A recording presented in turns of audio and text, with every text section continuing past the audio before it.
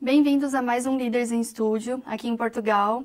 Hoje eu estou muito feliz porque eu estou com um convidado muito especial, que é o Francisco. O Francisco ele é Head de Visual Merchandising e Design na Sonai.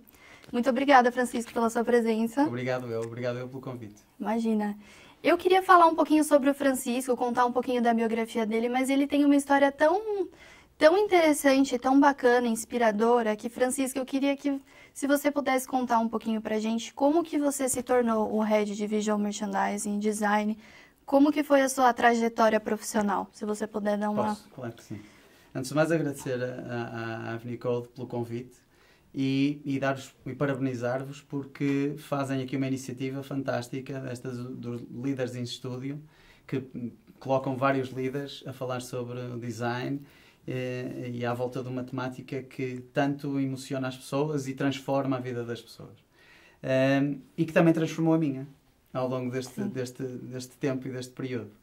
Eu comecei por estudar desporto, pensava que a minha vida ia ser desporto, professor de educação física, ter um ginásio, o que quer que fosse. Mas, aos poucos, senti necessidade de ir trabalhando enquanto estudava, ao mesmo tempo, não é? E a minha vida profissional arrancou com o retalho, no caso, o têxtil. Trabalhei durante 7 anos numa loja de vestuário, de moda, a Salsa, passando a publicidade, onde aprendi, efetivamente, a essência do retalho.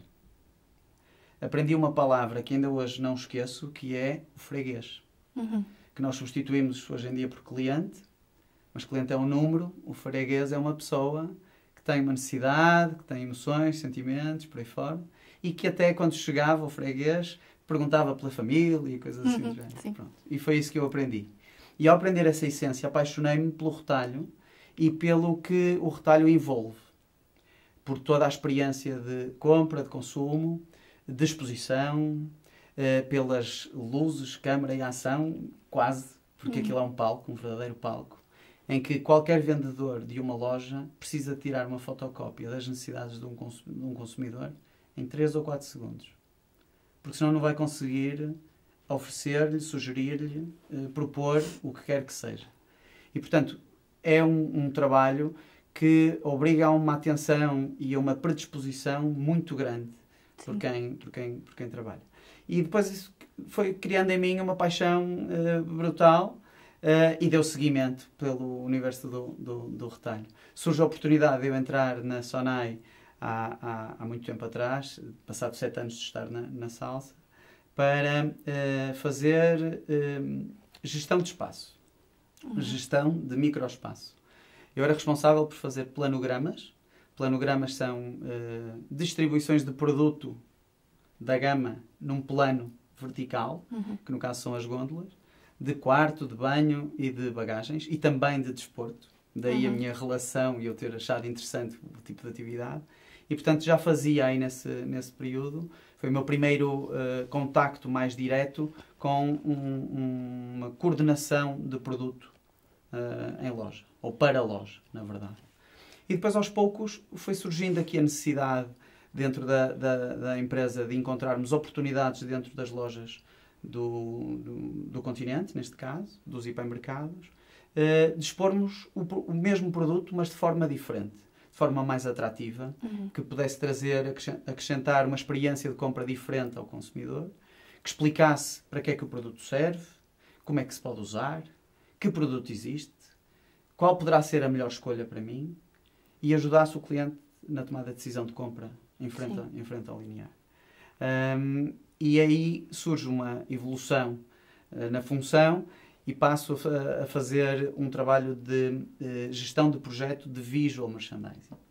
Surge aqui, então, a ferramenta do marketing, a poderosíssima ferramenta do marketing, do visual merchandising, não é? Em que, de alguma forma, tem como principal papel coordenar, planear, projetar, implementar e acrescentar no ponto de venda tudo o que seja necessário para que a experiência de consumo seja completa, desde o momento em que o cliente chega até ao momento em que o cliente decide a aquisição e vai embora satisfeito com a sua necessidade.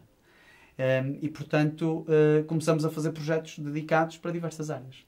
O primeiro projeto que me recordo de fazer foram topos de abertura, que são os primeiros elementos que vemos quando andamos pelos corredores dos hipermercados, e em aberturas de loja, que era uma curiosidade imensa por parte dos primeiros clientes, quando entravam na loja, tinham que ter os produtos certos, tinham que ter o preço certo, a exposição certa, e quanto mais diferenciadora fosse, mais atrativa fosse, Sim. mais apelativa fosse, chamava mais o cliente para ter curiosidade de saber o que é que estava ali, e surgia ali uma necessidade. E, portanto, esse foi um dos primeiros projetos. O primeiro projeto, assim, grande, já foi a garrafeira. Já tivemos que fazer uma garrafeira para uma loja Continente. Depois da garrafeira foi o projeto Beleza. O projeto Beleza que já tivemos a oportunidade de fazer refresh 7 anos depois. E mais recentemente, acabadinho de abrir há uma semana na loja aqui ao lado do Continente de Telheiras, o novo conceito da Beleza. Que legal. Tivemos um refresh de imagem, de novo conceito. Você foi evoluindo junto com o Continente. Fui evoluindo juntamente com o Continente e juntamente com estas experiências profissionais que fui tendo, não é? Eu não retiro o período que tive na salsa, acho que foi fundamental. Despoltou em mim esta paixão pelo visual merchandising, pelo retalho, de onde está obrigatoriamente incluído o design. Eu confesso que na minha decisão inicial, quando somos jovens e temos que decidir que caminho seguir, e o meu caminho, pelo menos aquele que eu decidi na altura, era o desporto.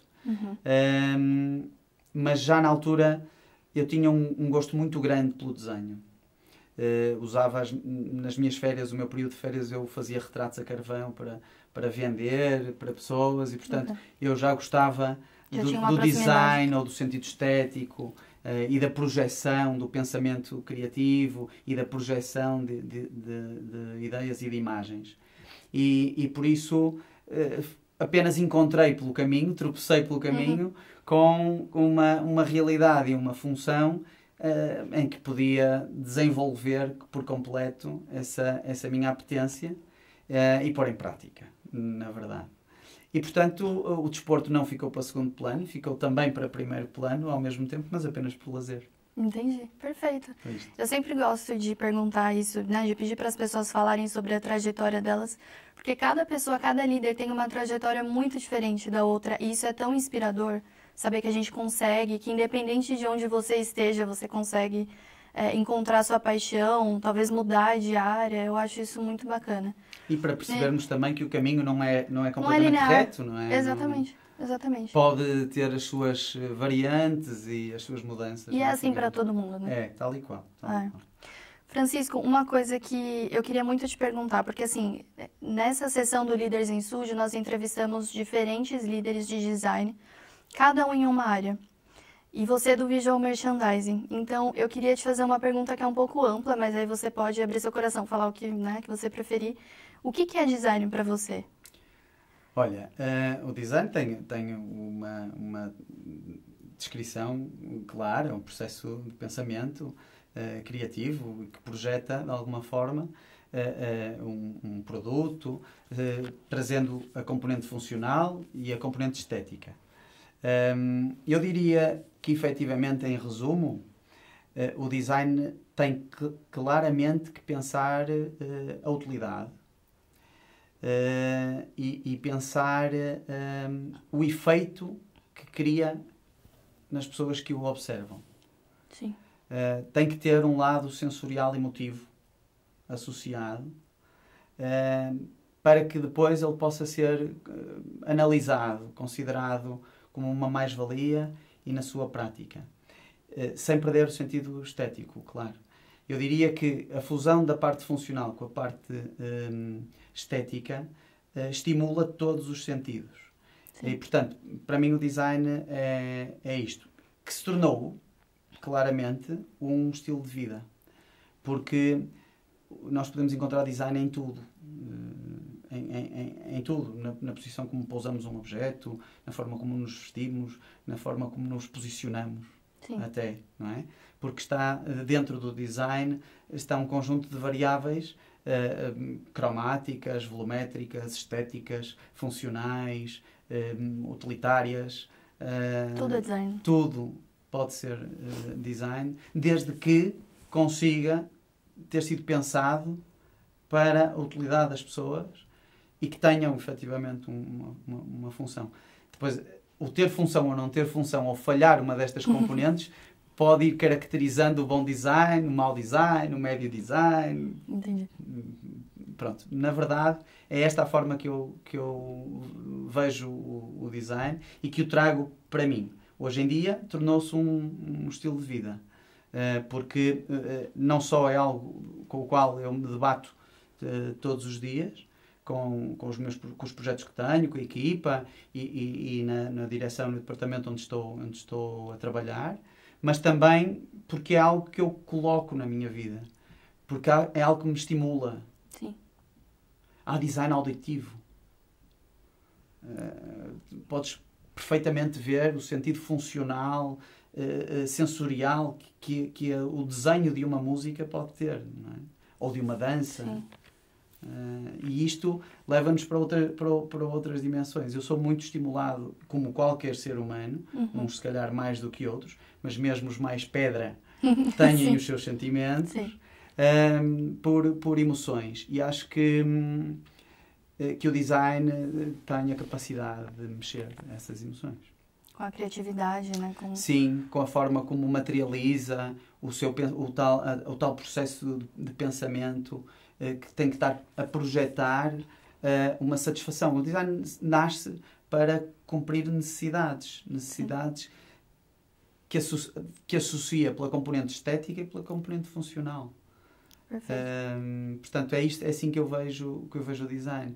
Muitas das vezes estamos num projeto e olhamos para uma parede e esta parede está vazia. E agora? Está um problema. Sim. Tem a parede vazia. Para muitos pode não ser, dependendo do que estivermos a fazer, não é? Mas a generalidade das vezes dentro da minha área, do retalho alimentar, uma parede vazia, o que é que vamos fazer? E aqui tem que começar a entrar o tal processo de pensamento. E que tem que trazer a parte funcional, a parte estética, o que é que vamos pôr, o que é que faz sentido, o que é que não faz sentido, e começa a criar. E começa a surgir o design. Perfeito. Isso é tão inspirador. É muito legal também, porque cada pessoa responde de um jeito, mas no final todo mundo passa a mesma mensagem, né? Que é a solução de um problema, a criatividade. É o estético aliado, né? Se fosse fácil de descrever, havia uma descrição de dicionário universal. E estava feito. Não é? Sim. Mas é algo que efetivamente vai a uma dimensão mais complexa. Por isso é que toda a gente acaba por, no final, dar o mesmo sentido, mas tem um discurso e uma forma de explicar diferente. Não é? Sim. Nessa perspectiva. Francisco, a gente conversou bastante já, eu sei de toda a sua trajetória no continente e de todos os seus projetos, como você cresceu lá dentro.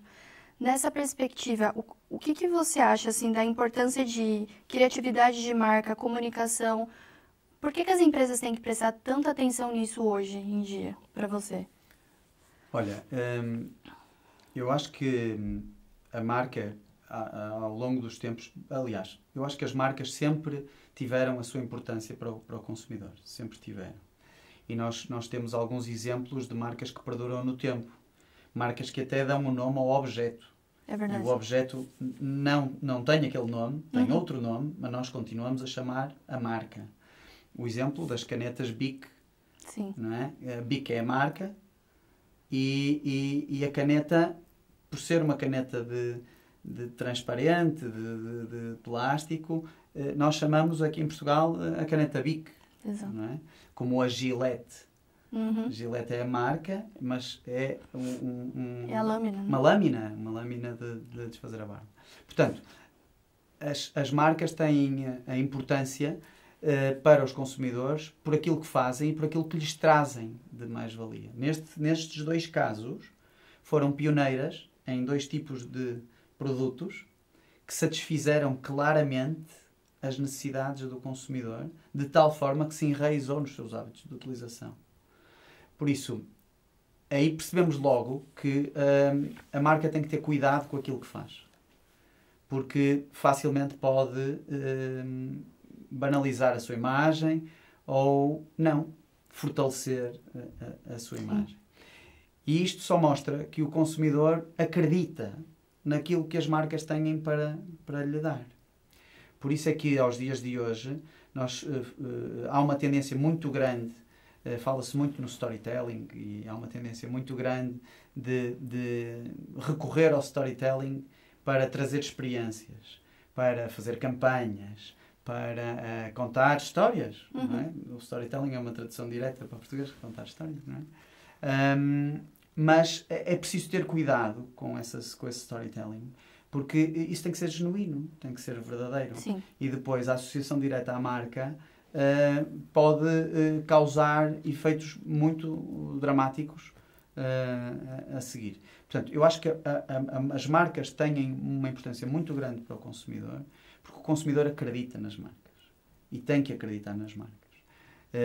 E de tal forma que alguns até adotam o estilo da marca ou a própria marca como um estilo de vida pessoal. Sim. E tudo pode ser uma marca. Uma pessoa pode ser uma marca.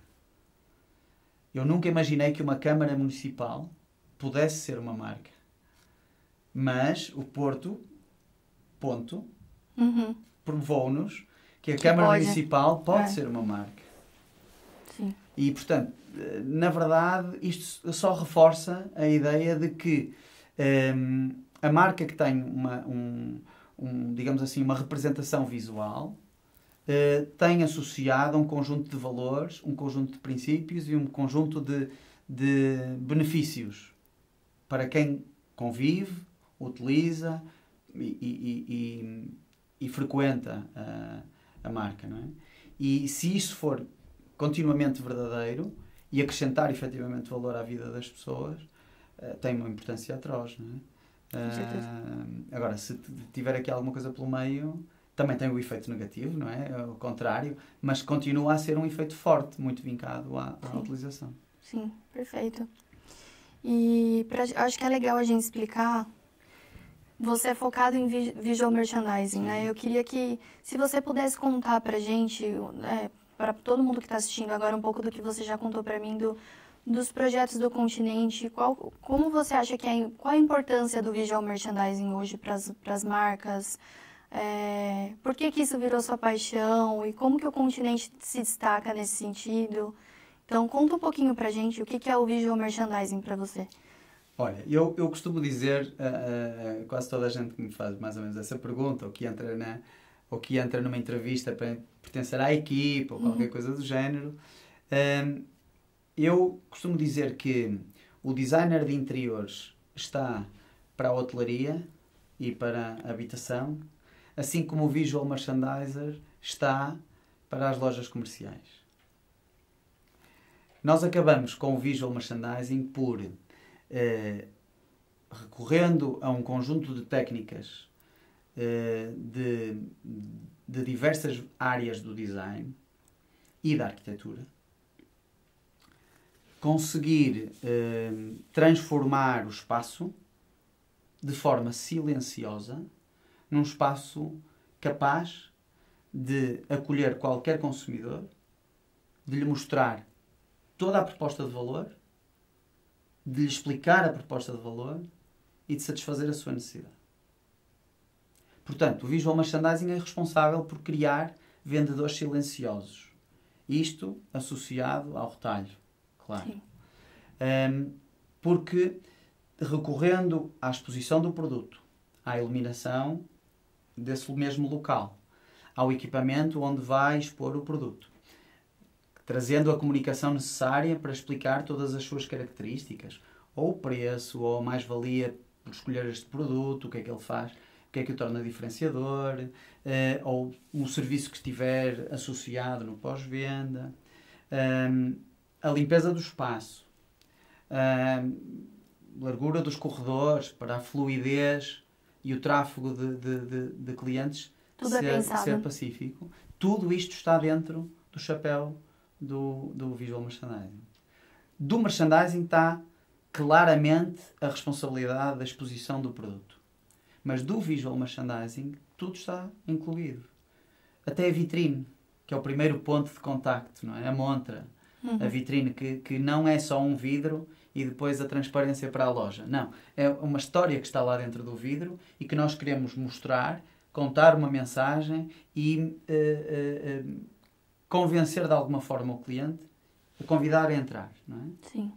E conhecer mais. É o primeiro convite. É o primeiro convite. Não é? Sim. Portanto, é fundamental este primeiro contacto. Os que têm, há lojas que não têm, e se calhar o que te colocam na entrada é que é o verdadeiro hot point, o verdadeiro ponto focal que tem que chamar, tem que ser atrativo. Por isso é que vamos a lojas de retalho especializado como a H&M ou mesmo até um supermercado e na entrada da loja estão as novidades. Estão as campanhas temáticas que à partida serão os produtos que sazonalmente têm mais potencial de venda naquele momento ou têm maior necessidade por parte do consumidor naquele momento. Agora que está calor, nesta altura, entramos numa loja Continente e o que temos são ofertas de mobiliário de jardim, de produtos de praia, de diversões outdoor, de ventiladores, de sistemas de refrigeração, de churrasco, por aí fora. Isso traz praticidade também, né? E traz, claramente. E a forma como nós expomos cada um destes produtos tem que projetar o cliente num pensamento imaginativo de como é que aquilo vai ficar em casa. O que é que que mais valia eu trago com este produto? E pá, um churrasco era espetacular. Convidava os amigos, punha lá na varanda. E isto leva o projeto para um mundo imaginário. Sim. E quanto mais força nós tivermos nos pontos de venda para transportar o cliente naquele momento, sem ele largar o carrinho, para o sofá de casa ou para a sua realidade, em utilização daquele mesmo produto, melhor ainda. O IKEA faz isso extraordinariamente bem. Transforma pequenos espaços em espaços completamente utilitários e demonstra num primeiro piso de showroom como é que as exposições dos seus produtos podem realmente estar em pequenos momentos, em pequenos espaços. Porque a grande tendência da habitação são espaços pequenos e o que mais se ouve quando se pensa em mobiliário é eu não tenho um espaço para isso. Isso não cabe em casa. Não cabe em casa. Não é? E, portanto, eles provam o contrário.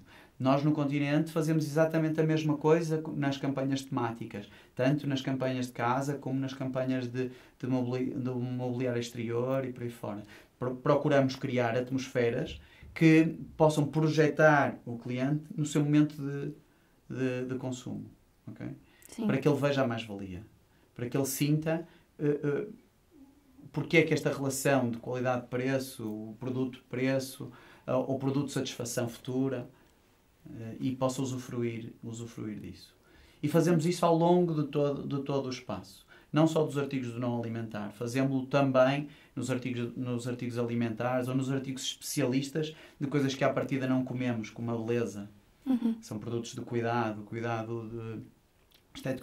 de saúde, de bem-estar, de higiene.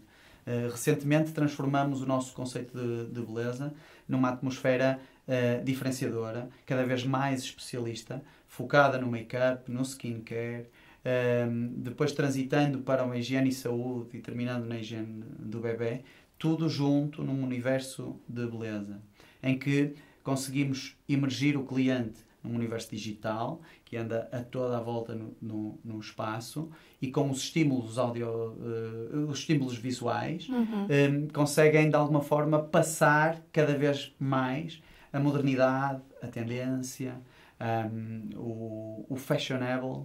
Sim. Não é? Portanto, é isto que nós procuramos fazer com o visual merchandising, que é trazer à loja elementos que possam ajudar a vender o produto de uma forma silenciosa. Porque nos nossos espaços, são espaços em que naturalmente não é expectável um atendimento direto.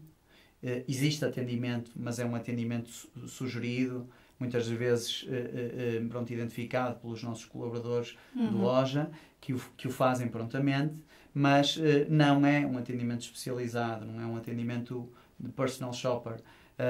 Mas, de alguma forma, aquilo que procuramos fazer é que as exposições de produto já consigam, elas próprias, demonstrar e servir ao mesmo tempo. Muito bacana. Okay. E, Francisco, uma curiosidade que eu tenho, assim, Você tem um projeto na sua carreira que você tem muito orgulho? Que você fala, esse projeto marcou a minha carreira e eu vou lembrar disso para sempre. É uma coisa que eu gosto muito de perguntar também, porque todos nós, né, temos alguns momentos que a gente vai lembrar para sempre. Olha, eu diria que um colecionador não consegue encontrar dentro da coleção uma peça. Consegue dizer que gosta da sua coleção como um todo.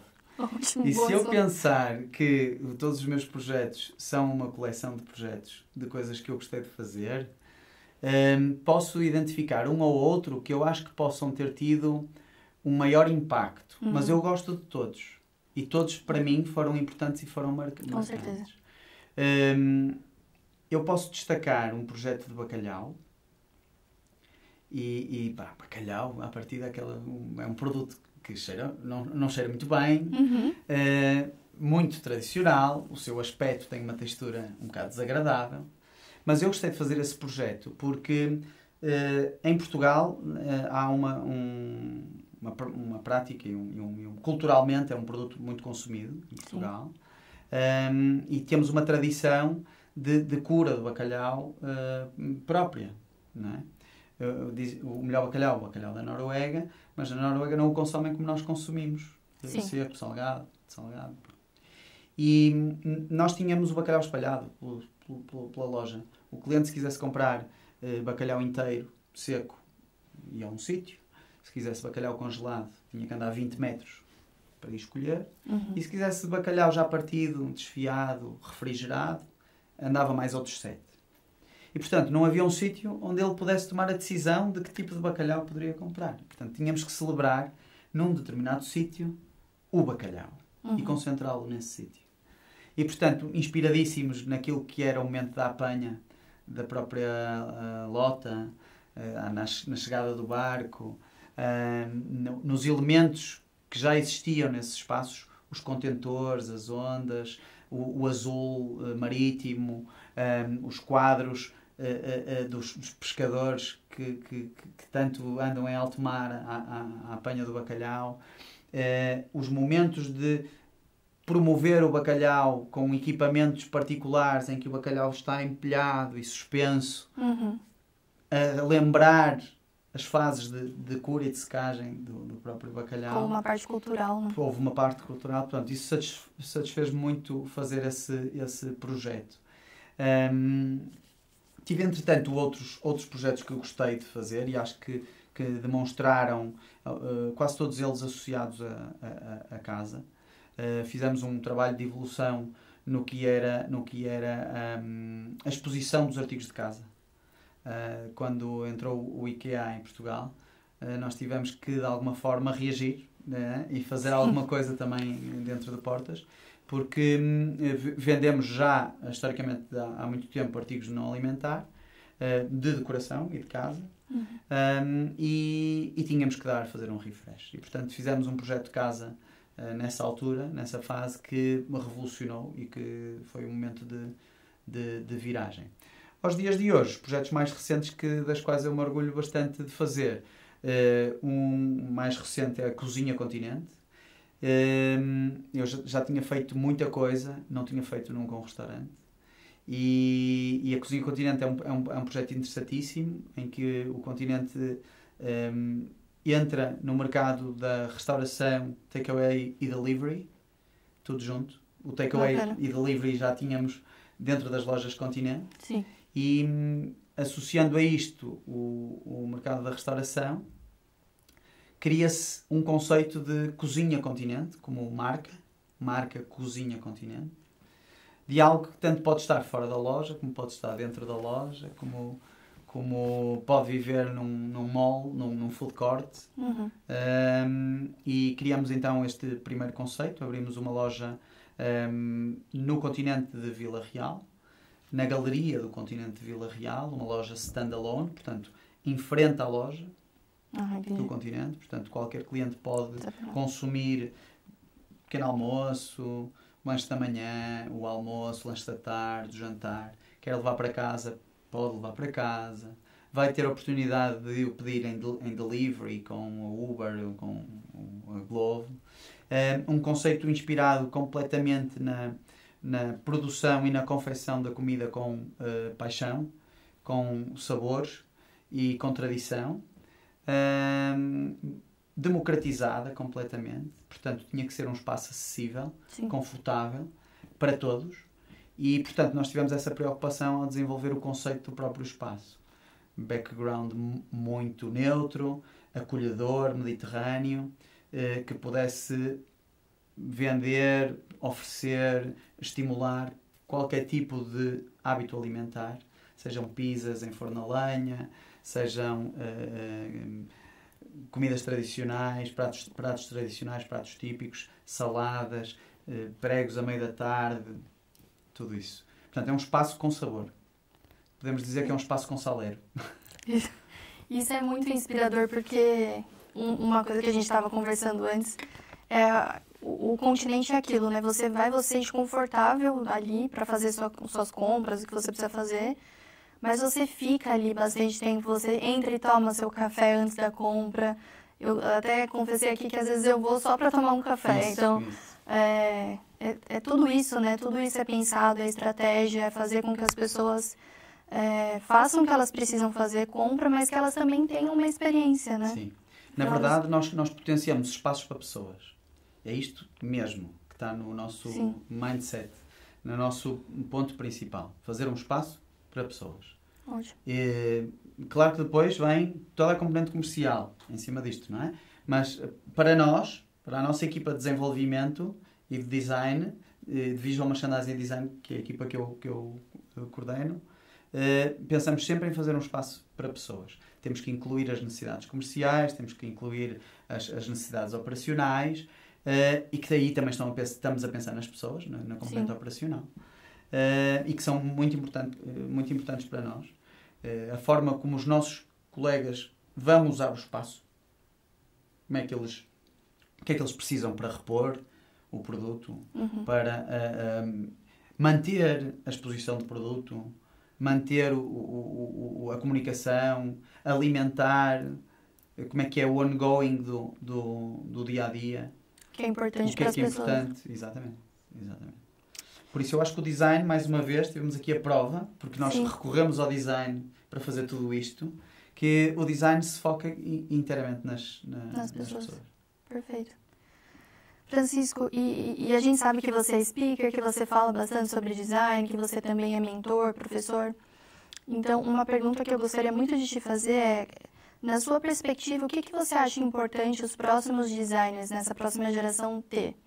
Assim, o que vai ser essencial para eles pensando em carreira, em design? Olha, eu acho que no futuro, e se calhar num futuro muito próximo, eu acho que qualquer um vai ser designer. E isto é um perigo. Já vivemos isto aos dias de hoje. Porque qualquer um se sente capaz de falar sobre, de construir, de opinar. Sim. E acho que a tendência é intensificar isto vai acontecer cada vez mais. Isto deve-se à evolução tecnológica, maioritariamente, porque torna acessível a todos um conjunto de ferramentas que qualquer um edita numa fotografia, no telemóvel. Sim. Usam o Canva, usam passando a publicidade, mas usam outros programas que já vêm com design pré-feito, que depois é só combinar. Sim. Pronto. E ainda bem que eu falo agora nesta parte, porque também acho que um futuro próximo vai fazer com que o designer seja mais curador do que propriamente criativo, do que propriamente criador.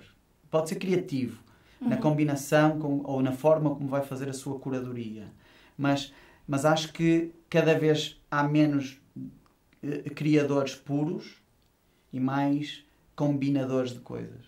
Sim. Não é? E acontece isso em todas as áreas. Quantas vezes nós ouvimos uma música nova e quando estamos a ouvir dizemos assim, isto tem referências de David Bowie, mas cruza com rap. Também ouvi esta parte, não sei onde. E isto são combinadores. Sim. E o que é que eles estão a fazer? Estão a ser curadores da música, não é? E eu acho que isto vai continuar a acontecer. Portanto, diria aos designers de futuro que têm que se preparar para tudo isto. E acho que há duas coisas que eu costumo dizer a qualquer designer, sempre que se aparece à minha frente numa entrevista ou entra na equipa, que é: tu serás melhor designer se souberes ver e se souberes ouvir. Perfeito. Não estou a dizer se souberes desenhar, porque isso eu sei que tu sabes fazer. Mas só vais desenhar o que a tua cabeça tiver pensado sobre o que viu e sobre o que ouviu. Se nós soubermos ver e ouvir, e atenção que no ouvir é ter um índice de aceitação, de opinião, um índice de opinião diversiva, inclusiva, vai acrescentar valor. Saber ouvir, né? Saber ouvir. Não é todo mundo que tem essa skill. Isso. A escuta ativa é algo que falha muito aos tempos de hoje. Sim. Falha muito na nova geração. E acho que é importante, é fundamental. Porquê? Porque quanto mais for inclusivo, maior vai ser a receptividade a seguir. Sim. Porque todos gostamos de ver a nossa opinião refletida. E, portanto, se eu conseguir captar a opinião do máximo do grupo de pessoas e construir em cima delas, deste grupo de opinião, eu vou ter a seguir um design melhor. Você se sente representado, né? Porque todos vão conseguir perceber que contribuíram de alguma forma e aquilo vai sair mais potenciado. Claramente. Acontece isso em todas as áreas. Estamos a caminhar cada vez mais para uma era de design digital, em que a experiência de utilização traz um conjunto grande de opiniões. A fulano que não conseguiu ver a tecla lá em cima, mas estava lá. O outro que não conseguiu encontrar o drop-down menu para ver não sei o que é. O outro que encontrou tudo, menos aquilo que queria. Portanto, e há um conjunto de opiniões. Portanto, é importante ir conhecer, saber ouvir e ver. Eu costumo dizer à minha equipa que para fazermos bom design temos que seguir apenas 3 fases. A primeira, ouvir. Ouvir, ouvir, ouvir. A segunda, dizer tudo o que achamos em família. E a família é o grupo de trabalho. Sim. Mas tudo o que acharmos sobre o que ouvimos e sobre as ideias que nos surgiram. Este é o momento de evitar. Não é no momento anterior com o cliente. A ouvir, ouvir, ouvir. E depois o momento da apresentação. Eu, se tivesse que deixar aqui 2 mensagens para os designers de futuro, eu diria, para além de ver e ouvir, diria: inspirem-se bem e vendam-se bem. Mas sem desassociar o momento da inspiração do momento da venda. Então eu tenho que conectar os dois. Enquanto eu estou a me inspirar, eu já tenho que estar a pensar: isto é brutal, eu vou vender isto desta forma, vou compor isto de outra maneira, desta maneira. Isto é fundamental, ter as 2 coisas conectadas. Porque depois o desenvolvimento eu sei que eu vou fazer. E eu já tenho a minha inspiração muito bem feita, facilmente me vai sair. Mas tenho que já estar a pensar na forma como vou vender. Porque eu posso perder, efetivamente, um bom design se o apresentar mal. Exatamente. Isso as pessoas têm que manter em mente, né? Isso. Francisco, tem uma coisa também que eu gosto muito de fazer essa pergunta, que é: se você pudesse voltar no seu passado, começo da sua carreira, antes ali, teria algum conselho que você se daria se você tivesse 15 minutos para conversar com o Francisco de anos atrás? Sim. Alguma coisa o que você falaria para você mesmo? Sabes, eu já pensei isso eu próprio. E faço isso várias vezes para mim na vida. E eu acho que voltava a fazer tudo igual. Tudo exatamente igual. Porque te levou a quem você é hoje. Isso. E eu fazia exatamente tudo igual. Agora, se eu pudesse sugerir a um outro alguém que está agora a viver, uma porrada de conselhos. Okay? Mas para mim, eu tive que passar por estas fases. Não conseguia antecipar fases.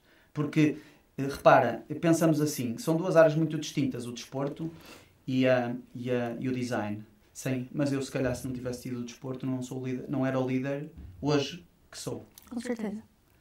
Não estaria aqui contigo com o à vontade com que estou. com esta capacidade de visão ampla, conquistou. E por isso acho que não mudava. Não mudava. E felizmente é algo que eu diria como conselho a um designer que tivesse 15 anos mais novo mais novo do que eu, diria: procura atingir um índice de maturidade que te permita ouvir e ver com clareza e amadurecimento, de forma integrada. Isso eu diria. Eu, por acaso, não é falsa modéstia, mas isso aconteceu-me cedo na vida. Você aprendeu isso muito cedo. Muito cedo. E eu acho que isso fez toda a diferença. Porque tornou-me mais focado, mais cedo, e fez com que eu desse importância àquilo que tinha que ser importante. Que era mesmo importante. Sim. Cedo. Okay? E acho que no design é fundamental. A diferença entre fazer 15 propostas até chegar lá e ser assertiva à primeira está aqui. Está aqui. Na maturidade. No ver e ouvir. Posso estar no mesmo sítio do que um conjunto de outras pessoas e estamos a ver coisas diferentes.